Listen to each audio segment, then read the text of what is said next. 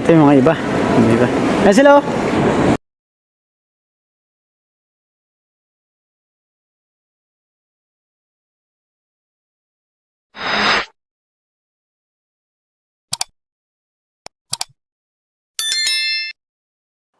Ako nga pala, si Rickson. At hindi nyo natanungin, nagpakilala na ako. Isa akong tubong bataan. Ayan, nangarap magtrabaho sa ibang bansa. Nag-apply bilang isang lifeguard at ayan, pinalad naman. Magmula kasi nung bata ako, sobrang hirap na ng buhay. Ayan, hanggang ngayon, pamilya na ako. Kaya nangangarap ako na kahit pa paano, umunlad naman at hindi na maranasan ng mga anak ko kung gaano yung kahirap. Kaya ayan, magsasakripisyo tayo. Ako, sa abroad para mabigyan sila ng magandang buhay, matupad yung mga pangarap nila at mapag-aral sila ng kung anong kurso ang gusto nila. Dito sa part na to, sobrang excited, nakakatuwa kasi sa wakas pangarap ko rin kasi makapagtrabaho sa ibang bansa.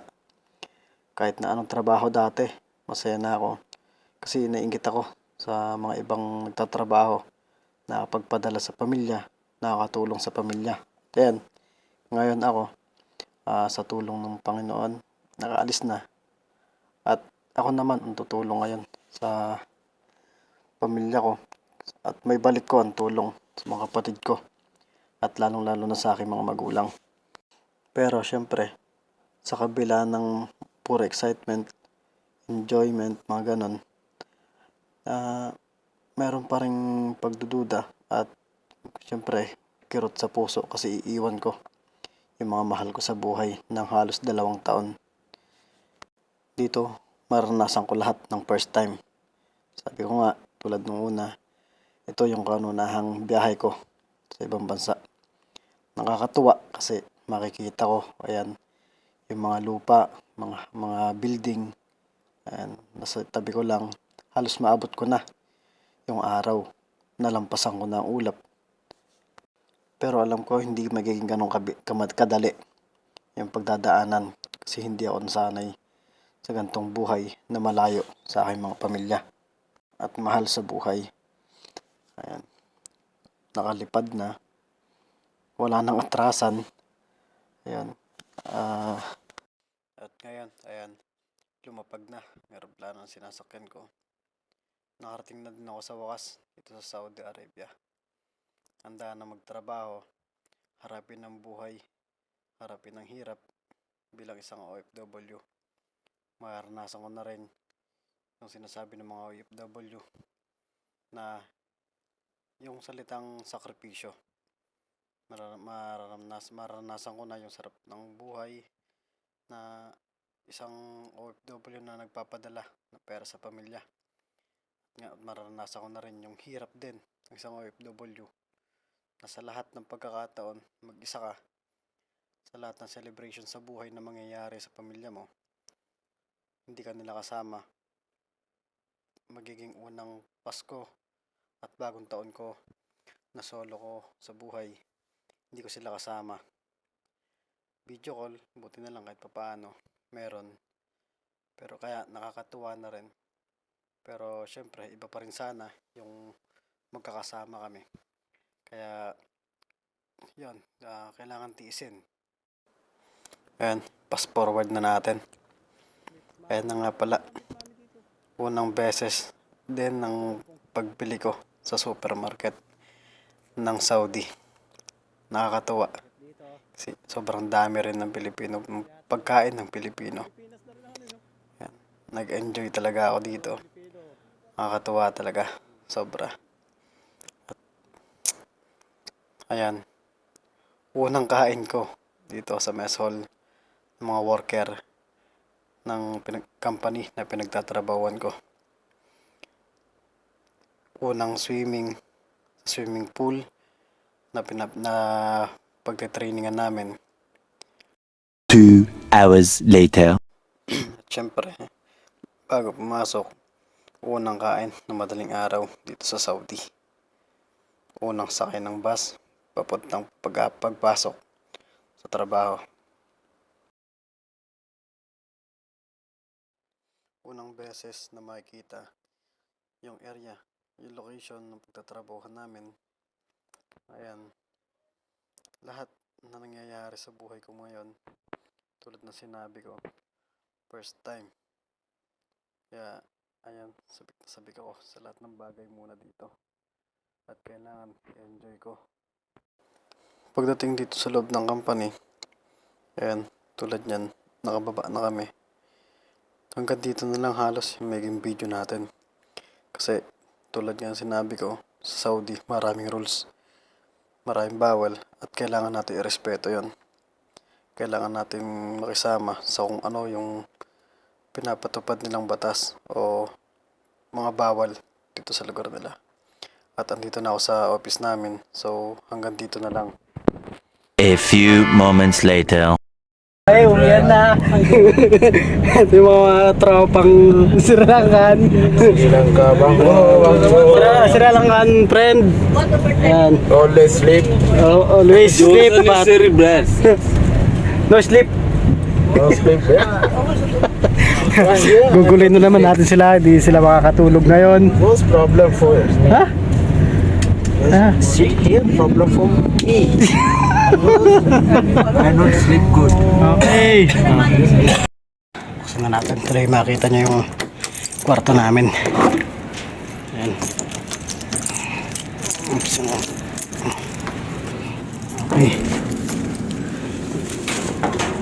Ayan. Ito. Kasama ko dito dalawang Pilipino at dalawang mali. Wait a minute. Dalawang Pilipino, isang ibang lahi.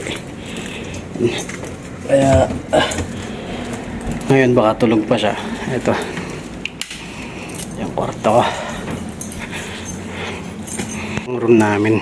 Ayan, Pilipino, ibang lahi andyan. Ito, kasama ko mga Pilipino. Ayan yung kwarto ko.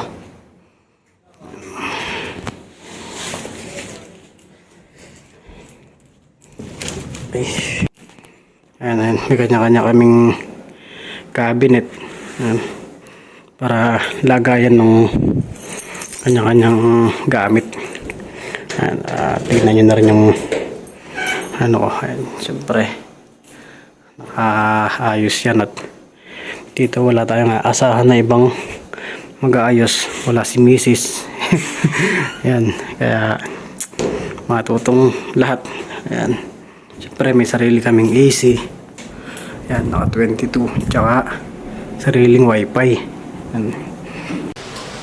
Sana all. Yung mga batya namin, tulad yan, maglalaba ako ngayon. Siyempre may sariling rep na ayan ang laman.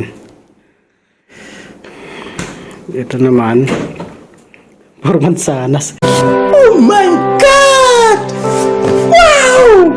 Ayan. Ayan ang pagkain inuwi ng mga Pinoy. Salamin siyempre. So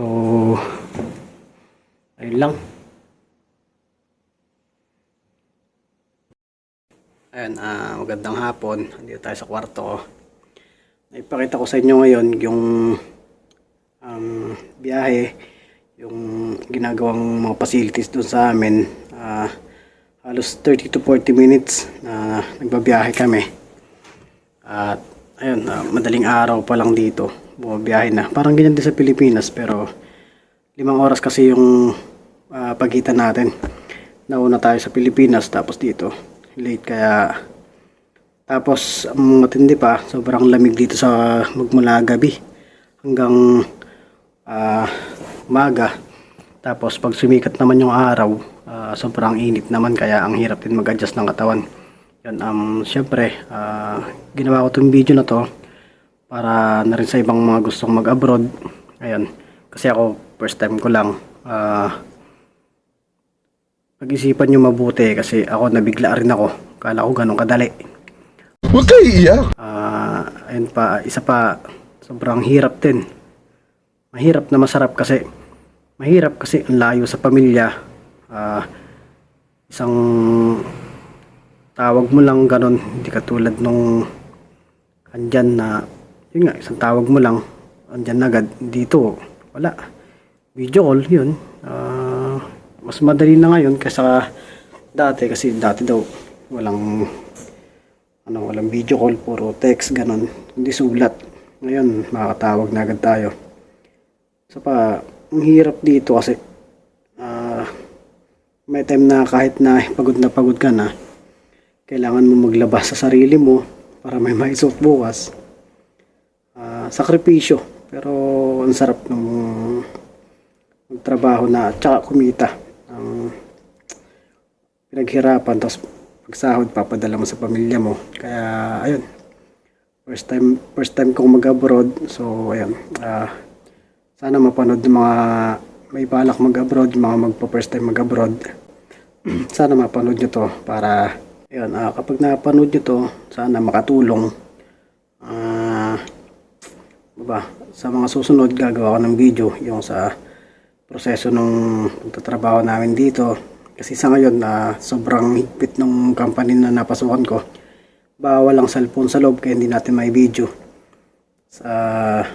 Ayun, sana nagustuhan nyo yung video ko na to. Paiwanan na rin ng like, pa-share, then pa-comment na lang din kung saan nakakaabot yung video para malaman ko. Then good luck sa lahat na may balak. Pala rin sana kayo tulad ko, nakarating na rin. So salamat.